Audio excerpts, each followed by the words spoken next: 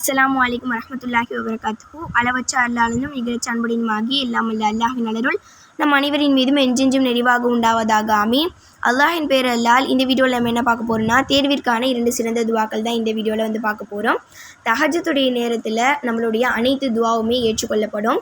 அதனால் நீங்கள் வந்து தஹஜ்ஜத் தொழுதுட்டு அல்லாஹ்கிட்ட நல்லா அழுது துவா கேளுங்க. என்னுடைய வினாத்தாள் ரொம்பவே சுலபமானதாக இருக்கணும், நான் தேர்வில் நல்ல மதிப்பெண் எடுக்கணும், நான் படித்தது எதுவுமே எனக்கு மறக்கக்கூடாது அப்படின்னு நல்லா அழுது துவா கேட்டுட்டு, நான் சொல்லக்கூடிய இந்த 2 துவாவையுமே நீங்கள் தேர்வு எழுதுறதுக்கு முன்னாடி உங்களுடைய தேர்வு அறைக்குள்ளே போனோன்னே ஓதிட்டு நீங்கள் உங்களோட வினாத்தாளை கையில் வாங்கி பாருங்கள். கண்டிப்பாக அல்லாஹ் வந்து உங்களுக்கு சுலபமானதாக தான் அது இருக்கிற மாதிரி செஞ்சுருப்பான். உங்களுக்கு கண்டிப்பாக அந்த வினாத்தாள் வந்து சுலபமானதாக தான் இருக்கும். ஏன்னா நீங்கள் அல்லாஹ் கிட்ட துவா கேட்டுட்டு போயிருக்கிறீங்க அல்லவா, அதனால உங்களுக்கு அல்லாஹ் வந்து அது சுலபமானதாக இருக்கிற மாதிரி தான் செஞ்சுருப்பான். அதனால உங்களுக்கு அந்த வினாத்தாள் ரொம்பவே சுலபமானதாக இருக்கும். நீங்கள் வந்து நல்ல மதிப்பெண்ணும் வந்து எடுக்க முடியும்.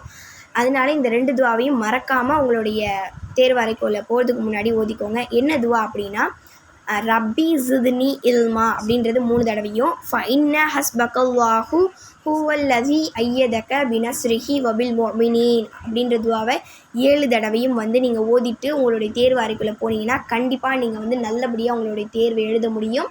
அவ்வளோதான். இன்ஷா அல்லாஹ் இன்னொரு அருமையான கருத்தோடு உங்களை சந்திக்கிறேன்.